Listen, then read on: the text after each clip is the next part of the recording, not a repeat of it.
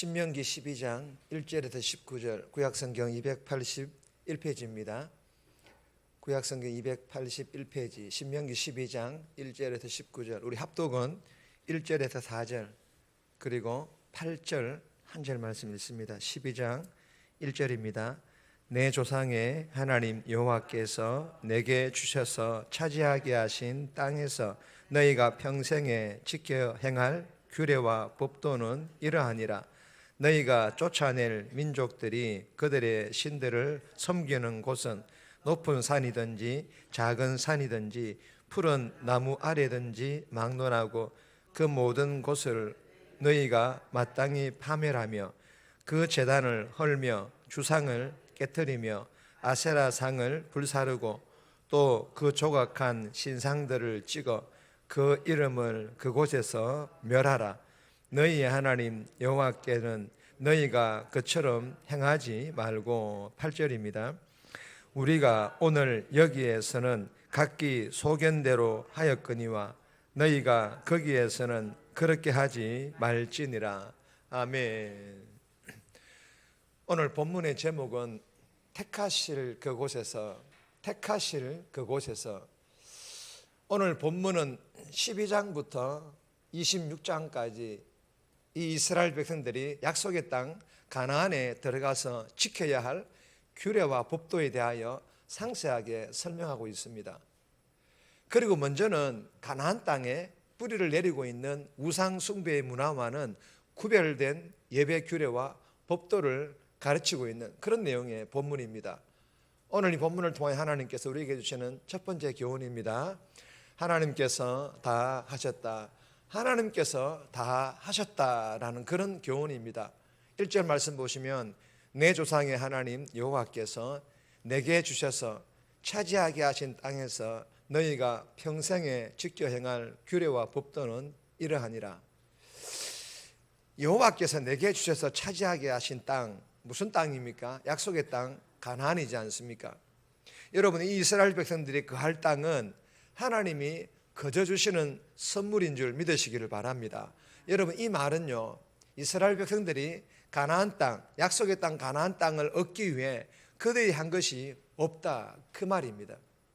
아니, 하나님 어떻게 이스라엘 백성들이 한 것이 아무것도 없습니까? 가나안 족속들과 싸우지 않았습니까? 그 땅을 개간하지 않았습니까? 라고 말할 것입니다. 그러나 여러분 아셔야 합니다. 이스라엘 백성들이 약속의 땅 가나안에 들어와서 가나안 족속들과 전쟁할 때에도 싸울 무기가 있어서 그들이 싸웠습니까? 싸울 무기도 부족했습니다. 그들이 훈련된 그런 용사들이었습니까? 군사들이었습니까? 아닙니다. 훈련도 안 된 그런 오합지졸이었습니다.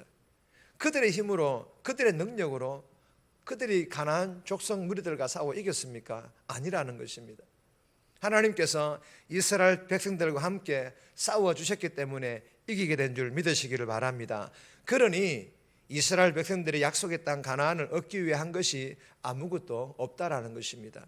그러므로 하나님께서는 하나님 자신의 위대한 뜻을 이루기 위해 정말 작고 연약한 이 이스라엘 백성들을 사용하셔서 약속의 땅 가나안으로 인도하셨던 것입니다. 그리고 하나님께서는 더 나아가 이스라엘 백성들이 약속의 땅 가나안이지만 이미 그곳에서 뿌리를 내리고 있는 우상 숭배와 우상 문화와 어떻게 구별된 삶을 살아가야 될지에 대하여 그 방법 또한 가르쳐 주셨습니다. 사랑하는 여러분, 오늘 이 본문을 통해 우리에게 주시는 교훈이 무엇입니까? 우리들도 마찬가지 아닙니까? 예수 믿어 구원받고 하나님의 자녀가 된 것부터 시작하여 내 인생, 내 가정, 내 자녀, 내 직장과 사업장 여기까지 온 것, 예수 믿기 전에는 다 내 힘으로, 다 내 능력으로 했다라고 말했겠죠. 그러나 우리가 예수를 믿고 완벽하지는 못해도 많이 부족하여 때로는 내 힘으로, 내 능력으로 했다 잠시 착각할 때도 있지만, 그러나 이렇게 새벽을 깨우고 날마다 아침 첫 시간 말씀 묵상을 하고 또 예배 자리에 나와서 하나님께 주시는 그 은혜로 그 은혜 안에 살다 보니 세상 속에서 무엇이 옳고 그른지를 분별하게 하셨고, 지금까지 내 능력이 아닌, 내 힘이 아닌 하나님께서 다 하셨구나 라고 깨닫게 해주신 줄 믿으시기를 바랍니다. 여러분, 이 새벽에 이 주신 교훈을 마음판에 잘 새겨서 오늘 하루도 하나님께서 나에게 주신 선물임을 알고 그 하나님과 함께 동행하면서 하나님께 주신 또 다른 선물, 은혜와 지혜와 능력으로 내가 있는 곳에서 복음을 흘러보내므로 하나님의 나라를 이루어가는, 하나님을 기쁘시게 하는 멋진 통로로 저와 여러분들이 쓰임받을 수 있기를 주님의 이름으로 축복합니다. 두 번째 주시는 교훈입니다. 하나님만입니다. 하나님만 무슨 말일까요? 하나님만 사랑하고 하나님만 섬기고 하나님께만 예배드리라 라는 그런 교훈입니다. 2절에서 3절까지인데 3절 말씀 보시면 그 제단을 헐며 주상을 깨뜨리며 아세라상을 불사르고 또 그 조각한 신상들을 찍어 그 이름을 그곳에서 멸하라. 계속해서 우리가 신명기 말씀을 보면서 이 말씀을 우리가 나누었습니다. 간단하게 보자면 이 본문은 사랑하여 택한 자에게 하나님께서 원하시는 것은 하나님만 사랑하고 하나님만 섬기고 하나님께만 예배드리라는 것입니다. 다른 신도 사랑하면서 하나님도 사랑한다, 진짜 하나님을 사랑하는 것 아닙니다. 그래서 모든 우상을 멸하라고 명령을 하시고 계시는 것입니다. 저와 여러분들이 하나님 한 분만을 내 삶의 근원이자 삶의 중심으로 삼고 그리고 코람되어 하나님 앞에서 살아가는 거룩한 삶 살아가기를 하나님께서 원하시는 줄 믿고 오늘 하루도 그 하나님만 바라보며 그 하나님께만 예배드리며 그 하나님만 사랑하며 그렇게 살아갈 수 있기를 주님의 이름으로 소망합니다. 세 번째 주시는 교훈은 제목만 읽습니다.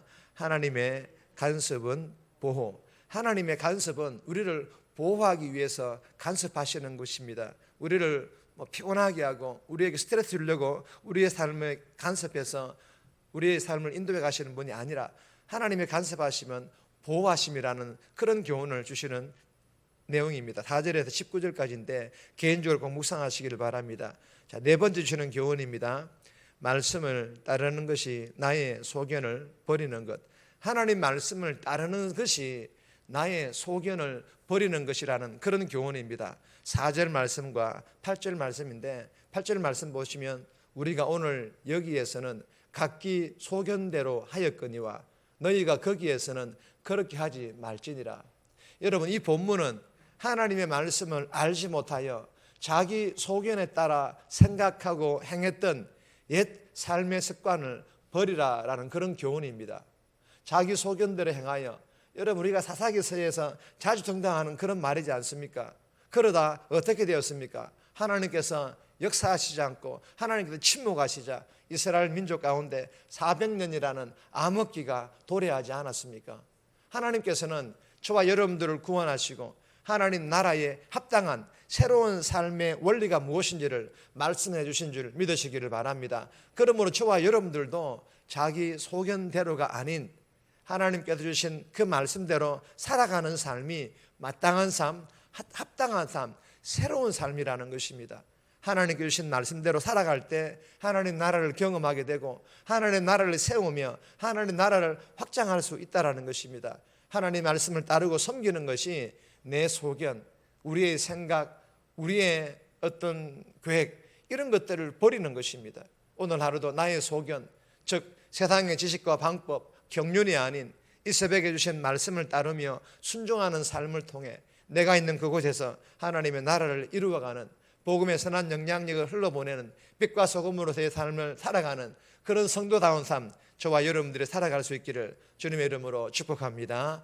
정리합니다. 내 힘과 능력이 아닌 하나님께서 주신 선물, 즉 은혜와 지혜와 능력으로 내가 있는 곳에서 하나님의 나라를 이루어가는 통로로 쓰임받게 해달라고 오늘 하루도 이 새벽에 주신 말씀을 따르고 순종하여 나의 소견을 버리고 하나님만 바라보며 사랑하며 섬기며 내가 있는 곳에서 하나님 나라를 이루어가게 해달라고 이 새벽에 기도하며 오늘 하루도 살아갈 수 있기를 주님의 이름으로 부탁드립니다.